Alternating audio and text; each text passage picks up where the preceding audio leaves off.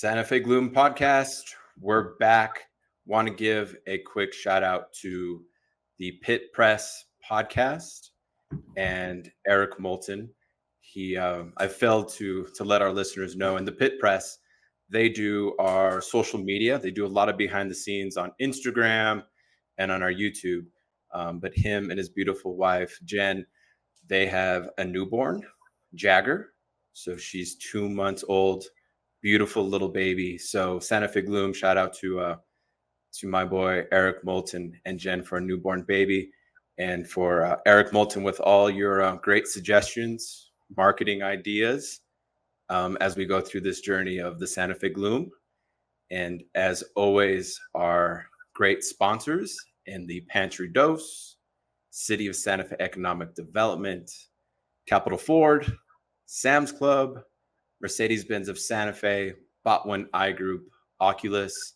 We definitely want to get you sponsors on to our podcast, and you can share your story as well. And today, as always, we've got a great guest and Coach Belcher from Eastern New Mexico University. Coach, thanks so much for jumping on today.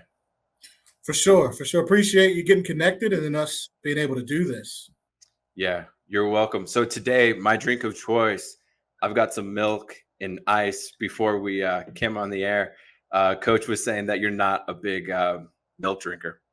Yeah, no, not my thing. Lactose. When I was growing up, though, I used to love it. And Raisin Bran Crunch was my favorite cereal. But like now that I'm adult, yeah, I don't do milk. A little weird to me that we drink cow's milk and we're not cows. So fair enough, Coach. But thank you for jumping on. Tell us, our Santa Fe Gloom audience. I mean, you're in Portales, New Mexico, so I feel like you're like our neighbor, 3 hours away. Correct me if I'm wrong, but we've got UNM, we've got New Mexico Highlands, and we've got Eastern. New Mexico Highlands and Eastern being the two Division II schools, UNM being Division I. Am I missing any other schools in the state of New Mexico that offer women's soccer? Yeah, so New Mexico State, they've got women's, not men, and then the University of Southwest. That's the other one. They're an NAIA, but they still do women's soccer. There's some good guys over there. Since I've come here, that's kind of been one of our staple scrimmages and staple kind of I guess other program that we kind of work with in the fall and the spring to make sure that we got a lot of soccer going. That's the other one. Great. Coach, tell us your first memories of playing the beautiful game of soccer. Yeah, lovely question. I get it a lot, actually, and it's one of those weird ones because obviously I'm a little bit older, so I got to see the soccer kind of grow in America. But the first memory I can remember is watching the 99ers for the U.S. women. In my like duplex house with my family. We had a kitchen TV, and back then the games were on like ABC, and you could get them with like just basic TV. Like you put a wire in the antenna of your TV, you turn it on, you get channels 2, 3, and 13 or whatever. And I remember watching the women playing that on a grainy black and white TV in my kitchen in the hot days across on the East Coast. That's my biggest one that I remember in terms of things that folks can relate to. Yeah. And from then on, it was that's something I want to do, something I want to be involved with, and here we are a billion years later, and I'm in the game, baby. Yeah, no, for sure. The 99ers were great. I mean, I was that the first World Cup, the first women's World Cup they won, or the second? It was the first. It was the first for them. Yeah. With Chastain and Ham and Brianna Scurry and those characters. That's why I fell in love with it, man. 90,000 people in the Rose Bowl, and you get that. Like I said, that's something I want to do. So took it up in elementary school. I think I was back then, something like that. And I guess after my first year of playing rec, I was big, fast, and strong. Next thing you know, it was travel soccer back then. It wasn't club. I'm in that, and then just enjoying it from there. It's been a wild ride. Yeah. So growing up playing soccer, you grew up where? Maryland? Yeah. So I grew up in Maryland. I was born in Philadelphia. Okay. Then my family moved to Maryland. I'm from Harford County, which is in the corridor of like Maryland, Pennsylvania, and Delaware, up in that little corner. Um, and just enjoyed it. Once I got there, it was kind of like, oh, there's grass, like, you know what I mean. We originally lived down towards Baltimore City, where there wasn't much grass. I guess you could say there was some, but not like what you get in the county, where like everybody's got a front yard full of grass, a backyard full of grass. The lot over there, it's not an empty parking lot. It's a lot full of grass. So um, able to go out running barefoot, and back then soccer balls were the majority of what kids had. That was Yeah. kind of one of the first sporting things that parents bought. Yep. Obviously, it's evolved now. I think it's a basketball now. But back then, it was a soccer ball, then a baseball and baseball glove and bat, and I just ran with it. It was something I just fell in love with, man. And your wild ride to Eastern New Mexico. Share a story with us on how you got from Maryland to Portales. Yeah, That's unusual. That's you know, unusual. me and my friends still talk about it, and they still ask me questions. You still in New Mexico? Like, and I'm like, yeah. Soccer career started after college. I went back home, and uh, I was working in the pharmacy. Um, and then I saw one of the local JUCOs was hiring for an assistant coach. I was like, sure, why not? I'll throw my hand in the hat, and I got that job, and did the JUCO assistant for a couple years, and then uh, they let go of the women's coach, and then that season they gave me the women's team, and then the following season they let go of the men's coach, and then they gave me both. And then I did that for about 5 or 6 years, maybe 7. Thoroughly enjoyed it. Learned a lot about myself as a coach, more about the game, and then obviously recruiting. That's always the biggest things that when we get into this profession we forget about. But learned a lot through JUCO in that, and then subsequently a coach that I played against in college. He heard I was coaching, called me up and offered me like double my salary to come be a D2 assistant. And I said, sure, why not? Can't turn that down. Where was that at? West Virginia, Salem University in West Virginia. Okay. So I headed there. I was the assistant for the men's, and then the head developmental team coach for the men's as well, which was cool. I really enjoyed it. Salem was a small town that we got to play against when I was in college. So I was familiar with the area. My best friend lived 20 minutes away, so it wasn't much of an issue, and something that was close and familiar for me. So I took that. That lasted about 3 months, and then a job that I interviewed for back in like April. They called me in the middle of my season at Salem, and offered me the head women's job. And I said, you know what? Yes, have to take it. Brand new program, just getting started. A place that taught me everything that I wish I didn't have to learn going through there. Starting a program like you're kind of going through with the Gloom. It's very tough. It's very tough in the college level, let alone outside of college where the resources you have to go get on your own. So learned a lot there. Was there for 6 or 7 years, and then after that, I learned that being a champion was all I had to do was sacrifice going an hour away. A school down the road just lost their coach, a great dude. He coached the men and the women there. Um, Something that I've done before. And I guess they reached out to the youth in the area, the youth, I guess, whatever the youth program was in the area. And I coached youth soccer in West Virginia. So the people down there in that area knew me from youth soccer and what I've done. They recommended me. Their president called me 2 days later. I'm the new coach there. Uh, you know, Little did I know the school was getting ready to close and was in extreme financial trouble. Yeah, it sucked. I was not a happy camper. But for me, I'm always looking at things as half full. So took the job head on, and I guess the soccer gods were looking out for me, and I inherited a group that wanted, to attack and achieve the same goals that I wanted. And in doing that, we ended up going 13-0 in the conference, winning the conference outright, winning the conference tournament, nationally ranked, going to the national tournament and losing first round to to a national champ and someone that's won it before. Um, so a fun time. And then when we got back from nationals, we got back on a Friday, I think it was Friday night. The following Wednesday, the president announced they were shutting the school down. So after that, it was a tough thing to kind of, I guess, swallow.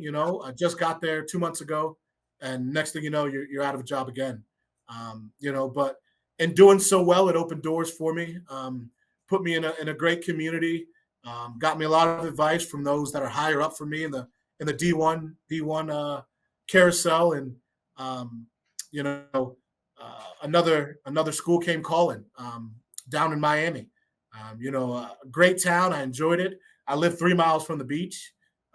It was something that I really look back on and definitely can appreciate, but um, just wasn't what I want academically in an institution. And lo and behold, Eastern opened up. I said, you know what, I'll take my chances again. I applied, got hired a week before preseason opened. So drove about 27 hours, and 2 years later, here I am.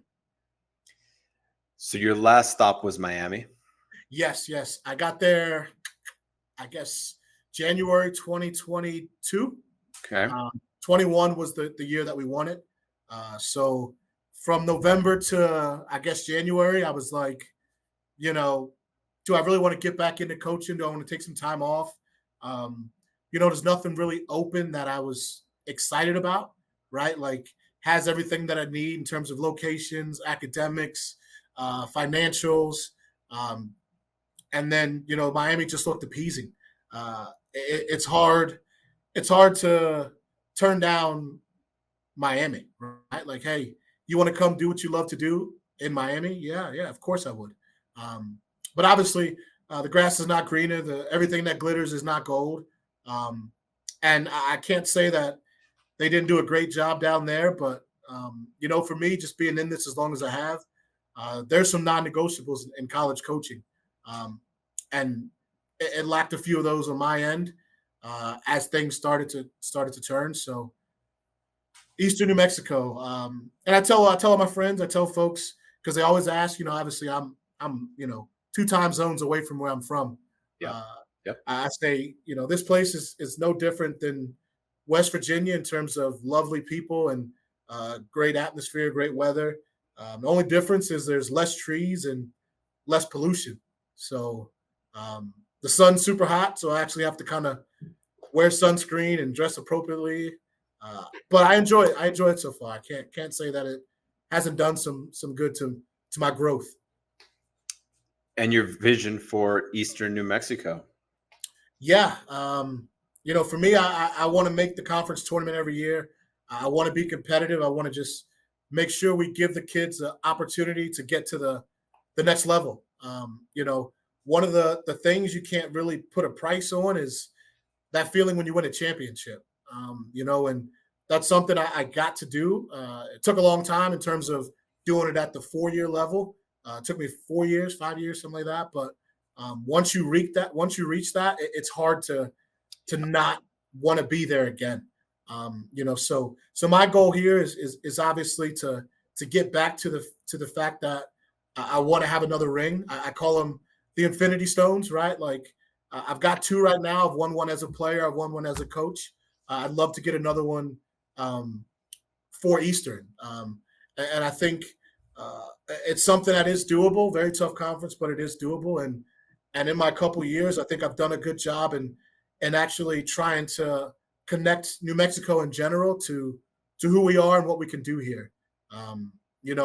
I've spoken to a lot of New Mexicans, and not a lot of them know where Eastern is or have an idea that sports go on here, or even think that it's something they can do.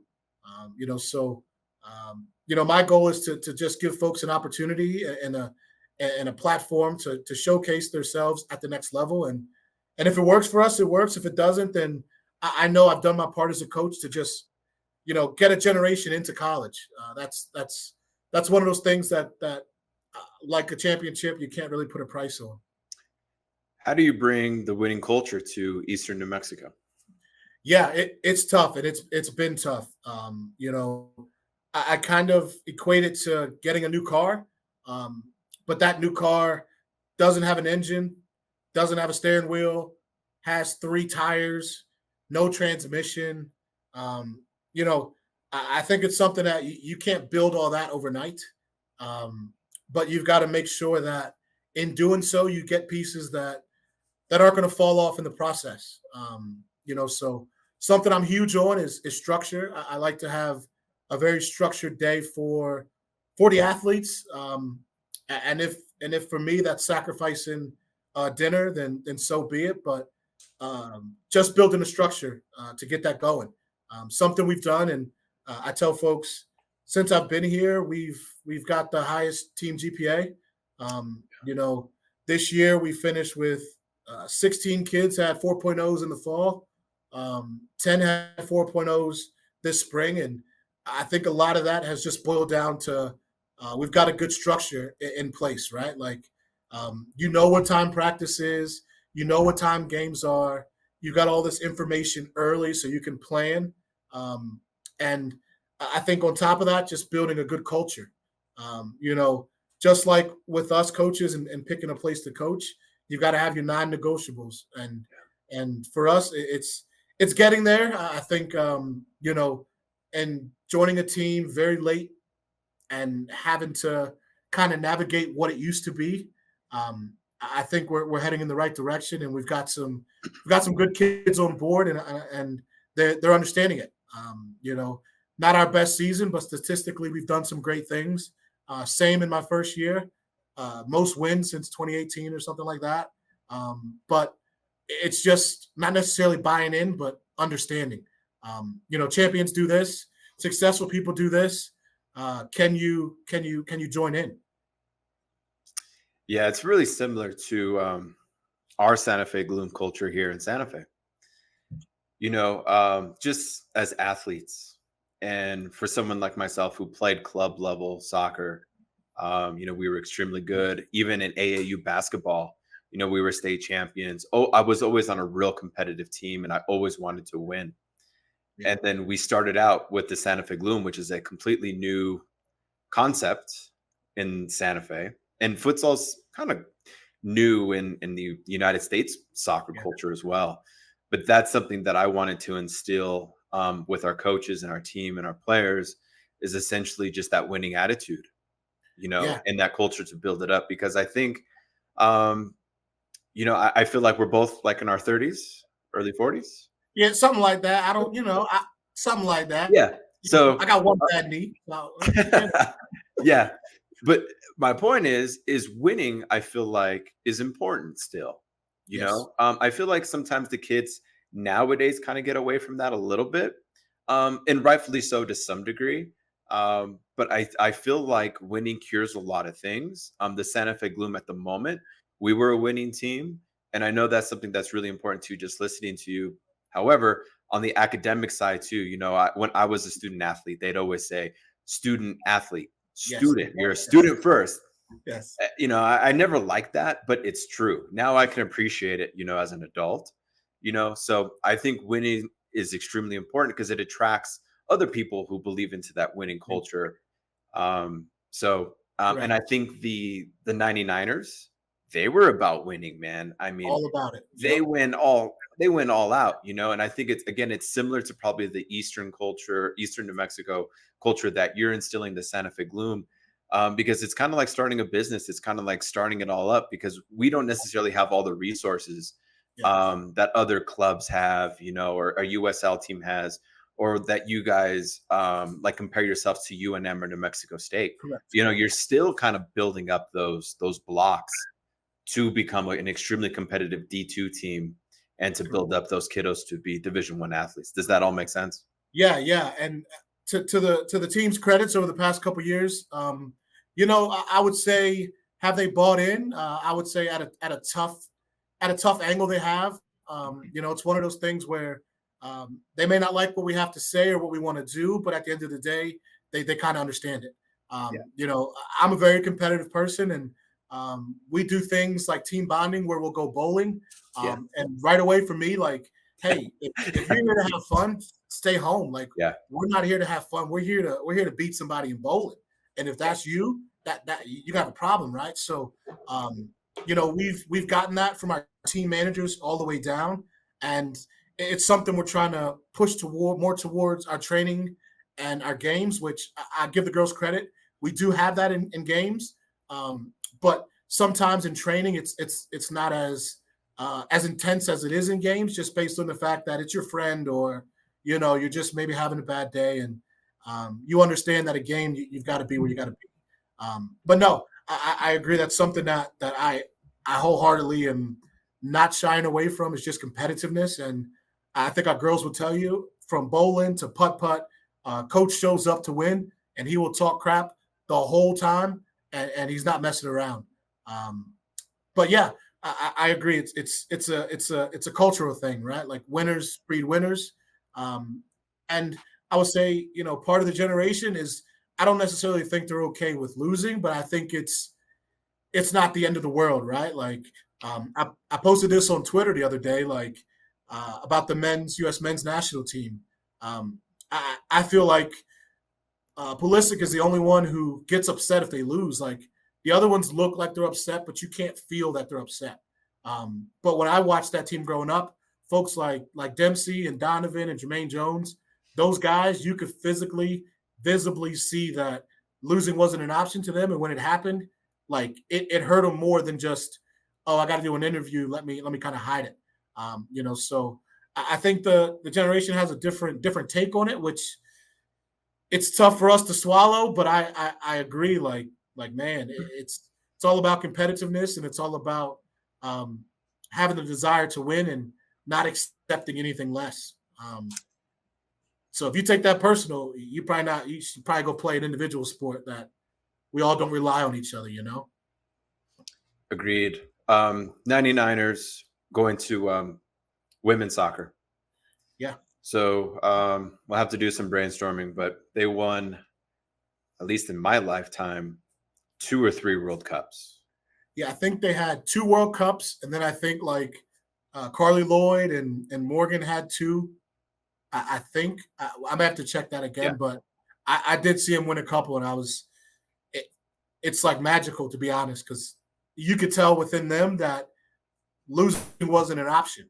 Um, and uh, they operated on a level of we're the best, and we're going to show you every day, and we're going to work like that every day. Um, so a good group that I definitely do admire a whole lot, and some point in my life, hopefully I run into one of them. Yeah. But yeah, that was a winning situation all the way across the board. I'll put you on the spot. 99ers again. And then again, in our lifetime, we've seen them win 2 to 3. Someone will have to fact check us. Yeah. But this last World Cup, I think they made it into pool play. They made it into the round of 16, and I think they lost. Right. Yeah. And they did receive some criticism from the 99ers and from, the past U.S. women national team, kind of speaking on that winning culture, that the other countries are kind of catching up to the U.S. women team. And the U.S. women team, I mean, they would beat down teams, Yeah. historically. 4, 5, 6, Easy. Why do you think other teams are catching up? Right. So that's maybe one question. Yeah. Or are the United States women culture kind of going down, kind of to what we were alluding to, a few minutes ago?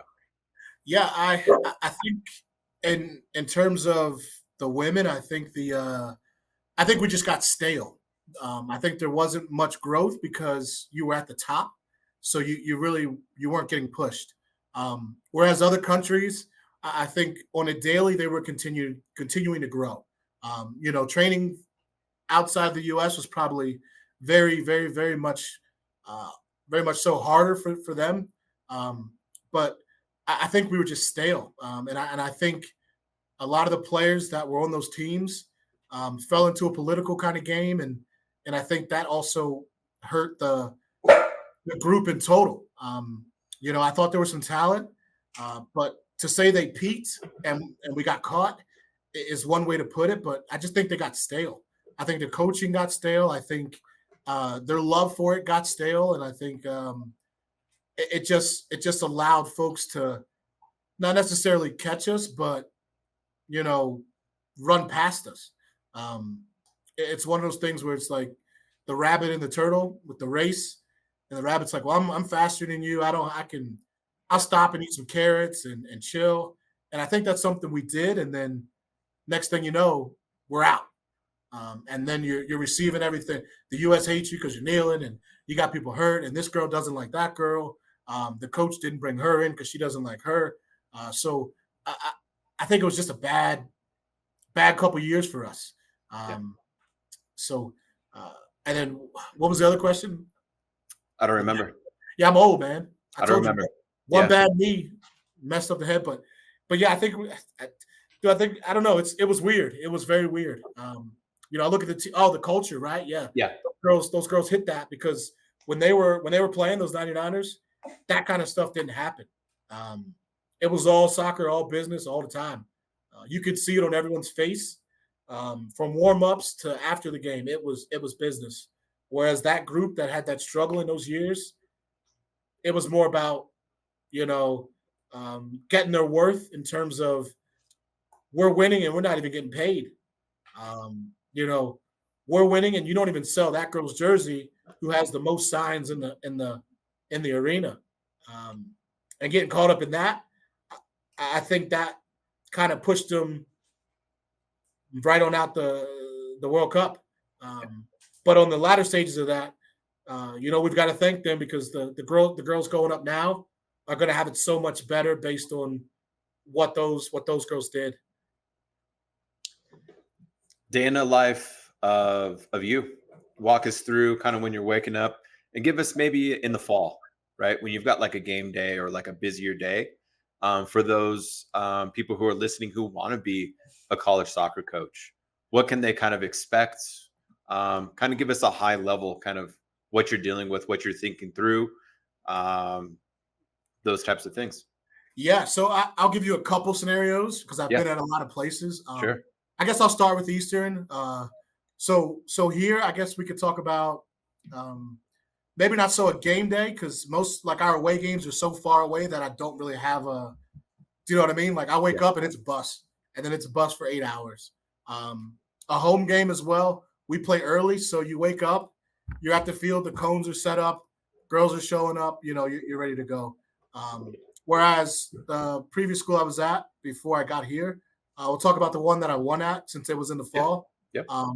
I'd wake up there, I'd go and get something to eat. Well, backtrack. I'd go into the office, check my emails, see if there's anything important. Then I'd go take some downtime, and I'd go to like Panera Bread, which is equivalent to like McAllister's around here. I think it is. Okay. It's kind of like the same thing as that. Okay. Um, Sit there, just get my thoughts together for the week, for practice that day, the games, what we need to do. Um, More so thinking about the team, right? Like, is little Jennifer going to be available on Wednesday? She sprained her ankle on Monday. I watched it happen. Do I think she can heal quickly from that? I don't know. She can push through it. So nice quick lunch, and then um, back in the office to send some recruiting emails. And then we trained early, so I'd be at the field, watering it, aerating it, setting up um, the training session for the evening, um, and then after that, back home and just kind of re-going through everything. I'm real meticulous. I wouldn't say well, I guess I am superstitious, but I try to get it down to the T every time if it's working. If not, I like to change it. So my days look very different daily. Yeah. And over there, game days, places weren't that far away. So if we played on a Thursday, that Wednesday, I would always go and get Chinese food from the mall and then get a massage um, every Wednesday when we played Thursday. Just my little ritual, just to relax and calm down. And it But worked. yeah, it did. It put me in a great space to where I could be the best me for the team in You guys terms got of Chinese food in Portales? we do we were talking about that at lunch today. I was craving it last night, and we've got 3 places here that are Chinese. Take your Uh, pick. yeah, they're all closed on Tuesdays. Ooh. So I'm last night. I'm calling one. No one's answering. I'm like, what the hell's going on? Call the next one. I'm like, dude, what is going on? And on the internet, it says they're open, but like, Mm. yeah. But yeah, it's pretty decent. They know me very well in there because I'll come in and get a to-go plate. It's not the same. Over on the East Coast, the Chinese food's a little more greasier, and I enjoy that. Like, I don't really like. I don't like healthy Chinese food. It's not supposed to be healthy. I grew up on really greasy Chinese food, so when it's white rice that's brown and it's not, it ain't really fried. I kind of get annoyed. Like Panda Express, that's healthy Chinese food. But yeah, we've got them here. So here it just looks different for me, just based on the fact that if we're going away, it's super far. So your prep is 1 and 2 days, and then home games are early. So the prep for me in that is early. I'll be at the field. Say we play at 1, I'll probably be at the field around 8. I'll get the uniform set up in the locker room for the girls. Get the daily game plan written out on the whiteboard. Make sure we've got waters. If it's hot, that we got the water and the liquid IV set to go. And then I like to help the trainers get their stuff set up as well. Um, and then we play and we're good to go. But if it's a night game, that's a little bit different because that's going to be on a weekday. The kids got class. We share a field with football and men's soccer, so locker rooms aren't necessarily available that early.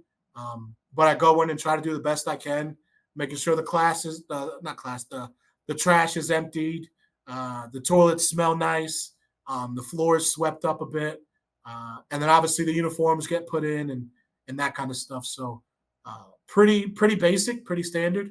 Um, but it's just going to depend on where you are, how you can do things. Yeah.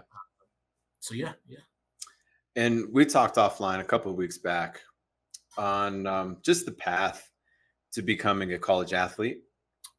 yeah, And also, not only that, but also becoming a pro athlete. And that's something that we're looking to offer with the Santa Fe Gloom potentially in a women's team. yeah. We kind of talked about 10, 15 minutes on it. Just give us your thoughts and give us just your opinions on how that can come to light with our Santa Fe audience and fans and just other cities and how we create those paths. So Yeah. let's say you have a student athlete I'm just making this up, but West Texas or Clovis or even Portales or Albuquerque, right? And they say, well, I do want to play college soccer. And Eastern New Mexico is that fit. And they do well, and now they want to continue soccer afterwards. What does that look like? Because at the moment, I don't know if there's many options for women who want to continue that soccer game after Yeah, college. yeah, I agree It's with you. I think limited. Yeah, it's limited. yeah, And do you it's feel like there's an opportunity there? So kind of talk us through your opinions there. gotcha. It is. Yeah, It's an interesting road, I would say, to navigate. Right, like yeah, um, the game is obviously growing for females and in the U.S. and abroad. But I think that path is like we spoke about. It's very interesting, and it's a windy one, right? Like, so I always ask kids, are you sure that's something you want to do? Because the bumps that you had just getting to college to play, yeah, it's gonna be a lot more, just based on not a lot being available. So I always try to encourage them to be the best you can in the years um, of your club, your high school, and your college. That way, when you get to those bumpy roads, you're not necessarily trying to still become the best of the best that you could be, right? Like you got to lay a blueprint for yourself soccer wise, and I do believe college does help that a lot. But you're right. Afterwards, it's tough. So for me, I think the best advice I can give a kid that's looking to do that, obviously understand the landscape, and then get yourself to an area that allows you to still function as an adult financially, and will allow you to play that game at a higher level. Uh, as we spoke about, right? Like we're in kind of a weird area where there's not much soccer past college for females. Obviously, we just got the WPSL teams that have formulated up in Albuquerque. Hmm. Um, but the rest of the state is still pretty big and does have a good talent pool. Excuse me. But how do we get them to believe in that past college? Yep. We've had a girl recently who decided to step away from the game. She's still got a year left to play, but she wants to start her life as an adult, right? Like get married, have kids, finish her education, um, just start a family in terms of building. And one thing I told her, I said, you're a good player. It's not your time yet. I understand it, but it's not your time to step away. And that's one of those things where if there was another path that would allow her to do all those things and continue to play, I think she would still do it. Obviously, when you look at the WPSL, the UPSL, and then the new USL, and then abroad, it's a small market for a lot of talent. So kids can slip through the cracks, and it can become one of those things where it forces you to hate it more than you love it, just based on the path that it's going to take. So for me, I just encourage kids to finish out college and get to a level to where if you have to take uh, you know 2 months off, you're not going to fall that far behind the group that is continuing to go. Um, but I think going from club to college, it's a good start, and then after college, um, pick a place that does have that WPSL, um, that you can get into and still continue to grow and become a real adult. And if that's the way you got to go, then you just have to kind of run with it, right? Like, um, I do believe we have opportunities. It's just in our area, it's tough because we're so spread out. Yep. So just understand the path and get to a place where it's going to work. Because at the end of the day, nobody wants to be poor. And if sacrifice in soccer is going to allow you not to be poor, I think the kid takes that route. But I think there is another path that allows you to do both, and it's just finding it and understanding it's going to be rough and navigating those waters, that terrain. Yeah, we're still trying to figure out the men's path, Yeah, and all together, and then much less women's path. We're dedicated to it, though. I mean, that's why we're having these conversations and yeah, building those paths between, Santa Fe Gloom and Eastern New Mexico. Because now, hey, we got Dave and Santa Fe and the Santa Fe Gloom. If or when they have that women's team, that's an option. yeah. You And know, and I think the New Mexico kids will appreciate that. Like yeah, um, there is tons to do around New Mexico, but in terms of sports, uh, there's not much, right? Like we've got the Isotopes and United. yep, Um, and now we're adding obviously the futsal end of it that brings two more opportunities to those that are looking to continue, right? Like you don't yep, have to fall into an abyss, yep, which is good. So we could definitely, from a soccer standpoint, I appreciate that, and again, I think the kids will. Some of our girls will listen to this and watch this, and those that live in New Mexico will say, "Oh shit, we got another something else I can do." I didn't even know that was going on. I'm glad I chose Eastern, which now opened me up to another path. that's right. So we can definitely wholeheartedly appreciate it. Yep. Great. Thanks, Coach. For sure. Learns a lot. Anything else on your mind? I think we've touched on a lot of things. I'm certainly learning step by step. I played college soccer, and it feels like so long ago. But I do know if there was a futsal team in my hometown, I'd be playing for the Gloom. Yeah, And the opportunities that we had were just way, way limited. But I feel like there's a lot more now, which is yeah, great. and it's exciting. I will say, we talked about it. That's something we do in the off season. Once we go through all the NCAA rules and then we can get started again, it's straight into one of our gyms and it's futsal. You've got your weighted ball. We play a little bit different in terms of we don't put up the goals. We use a different form to score just to kind of make it a little bit harder for us. But the basics and the premise of it all is futsal. The only difference is the goals, and that's something our girls look forward to. As those times, it's not a coaching thing. It's a, hey, stretch. Here's the ball. Yeah. Let's go.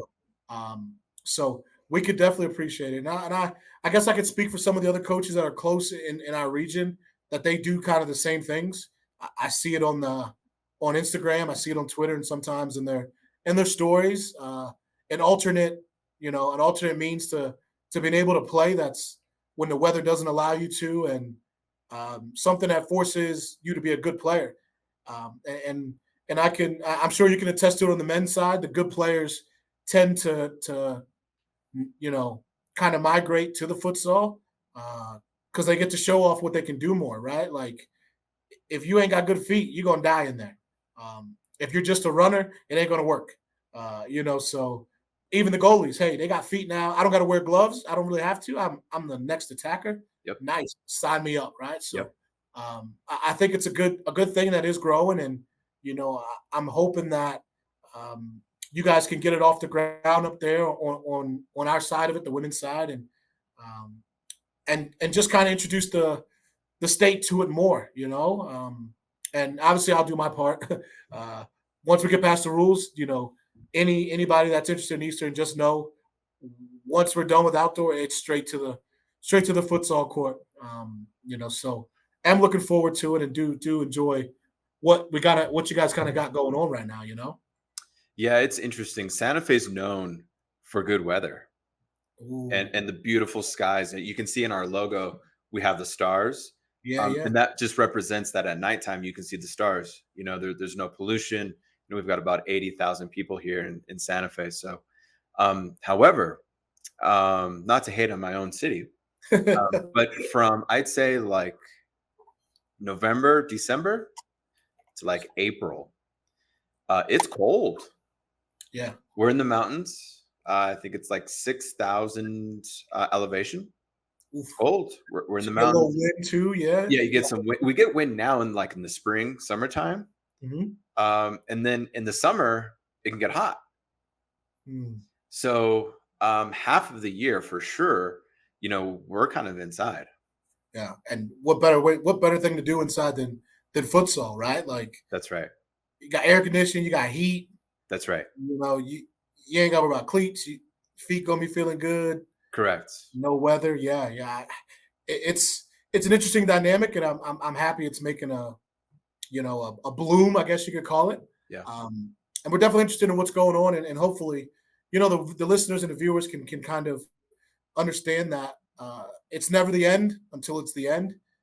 You just gotta have to understand and do a little research and just be open to trying something new, right? Like I look back on my journey and taking over a team, something new, something I've never done. I guess not taking over, but starting a team, something I've never done, and learned a lot from that. And then obviously taking a team where the school was closing and everybody knew but you. It's financial turmoils. Just taking a chance on it, right? So I hope kids understand that that's something that can take you places if you're willing to do it, and understanding how it kind of goes. And again, I think it's a good thing that you connected and that you're reaching out and getting the state kind of involved. I've seen some things, and we've talked. You've spoken to other folks, and the word's getting out, and it's going in the right direction. Totally agree. I'll share a story. Jesus Garcia, he's one of our Gloom players. He's Mhm. at a Capital High School, born and raised Santa Fe kid. He played at Eastern New Mexico, Nice, then nice. came back home for a short period of time, but there was no team for him. So then Mm, he went to Denver to play with the Colorado Futsal Academy, and that was in Denver, gotcha. right? So that's kind of to your point is you've got to find those areas. And then he was one of my first calls when I started the Santa Fe Gloom. I recruited him back, right, back to Come the on, back baby. to the neighborhood, Yeah, and I come said, on home. Jesus, we're going to start. At the time, it was going to be an arena soccer team, Yeah, MASL Major Arena Soccer League, and he was all about it. And then it turned into futsal. That's a long story. yeah. But the point, but you make a great point that you want to keep the dream alive, right? And you've got to find those areas where you fit in, and futsal, soccer, even on the recreational side. the adult side, even if you're playing there, you're still buying into a community and you get to start to network. Yes. That was one of the things that um, when I went to say I was in Denver and then I went to San Antonio, that was the first thing that I didn't have any friends, nobody. And I joined a soccer league team. I made Yes. friends right away, you know. Yeah. So you make a lot of great points. I mean, and that's what connects like you and I Yeah. too. If it wasn't for the beautiful game, you know, We we wouldn't have met. we would never met. So Yeah. it's world class all the way through. It's super fun and it's great that we have that accessibility in Santa Fe now to say, hey, we've actually got a path now for adults to play pro futsal, to stay in the community, to stay in the neighborhoods, to give back, to be inspiration to high school kids, to club kids, to say, hey, I can get to that level, right? And then that means when you say in your mind, can I get, or I want to be at that level, then you're saying no to drugs. Yeah. You're doing the right things, right? Yeah. So that means a lot to our community because now they're getting to work. They're working their 9 to 5s or being entrepreneurs, whatever they decide to do. But they do know that they're getting to practice, Getting and played. they're doing Yeah. all the right things as young adults because, from let's say, even from 18 to 22, let's say you're in school, that's a hard time to be alive too. But it's also tough when you Yeah. get out of school too, is like, well, what do I do now? Because I don't have that structure of school, Yeah. right? Yeah. But if You're you're able still to young. join a Santa Fe Gloom team or, a USL team, now you've got that structure. Yeah, like you're still young and your body's still operating, and the soccer doesn't stop, right? That's what we That's kind right. of want, right? Like, Yep. I think that's one thing I do regret is ever since I moved out of West Virginia, I don't play that much anymore.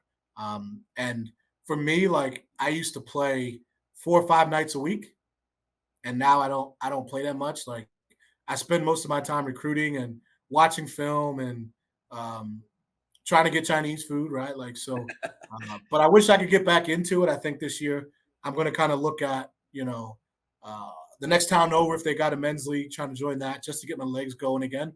But uh, the problem I guess we kind of run into is you and I can always find a men's league. It's very tough to find a women's league to just get into. So I think you guys are heading in the right path, and I hope it goes like that. I hope people understand the vision and what it's going to take, and understand right. Like when you get done playing in college, if in hindsight, if you go look at the NWSL, if you're not from a certain group of schools, Yep. you ain't going there. Like you could be the greatest D2 player in the world. It's gonna be very tough for you to get into the NWSL when they take 10 from Duke, 10 from UCLA, 10 from Florida. It's just tough, right? But another path to do that would be, hey, maybe I go do futsal a bit, and you know, hell, I may end up catching a look because I'm killing it in that. So just understanding that path and enjoying it, I think. And I think you're right. Once you're done in college, man, it's for us men, it's very easy. There's tons of leagues. There's tons, but for the female, there isn't. And um, this is a path that could definitely lead you to a another calling if that's your route. Um, if not, you still get to move the body and play the game. Thanks, coach. If it wasn't for you, we couldn't even consider thinking about Santa Fe Gloom Women's either. Yeah, So, I mean, you do a great service to the community. Just being out there in rural Eastern New Mexico, I mean, it's got its pros and cons. At yeah. the end of the day, you've got footy, right? And soccer. It's like, it's just like you can be in Miami. Good, I could, yeah. good. Think about But that. if it doesn't align, you're like, well, maybe I'd rather be in Portales, New Mexico, Yeah, serving the community and really like making a huge difference in these young yeah, ladies' lives, for sure, for So sure. you're definitely doing that. We share the same purpose with the Santa Fe Gloom, with our community involvement. That's one thing we're super proud of. I've told our listeners this over and over again. We have our evening games that are starting at like 6 o'clock, or they're starting at 7 o'clock, Yeah, but between 3:30 and like 6:30, we have the kiddos out playing on the court for free. yeah, Playing those showcase games, introducing them to futsal, right? right. Getting those fundamentals so that they can go play for Eastern New Mexico on the men's or women's side. So we're establishing the same stuff, the mission and vision of growing the game. So thanks, Coach, for jumping on, and we'll obviously continue the journey as long as you guys aren't playing my school, which is CSU Pueblo. Yeah. You've got a new fan in me. Yeah. So Appreciate that. Thanks for having me on. Definitely always love sitting down and chatting soccer with other folks that ain't just my inner circle. So that's always fun. And we'll be on the lookout. We'll be watching. I'm sure we're gonna hopefully try to get some watch parties going. yeah. We do have some kids that love the game within our team, and maybe that's a night where we sit down in our team room. We put the game on. You can do your homework, and I'll buy some. Yeah. Not Chinese food. I'll buy some pizza or something. The girls can enjoy it. But no, for sure. Appreciate you having me, and we'll definitely stay connected and always be in touch on the daily. Yeah. Thanks, Coach. We'll do this again. Good luck on your season. Enjoy the summer. Thanks. You too. Thanks, Coach. All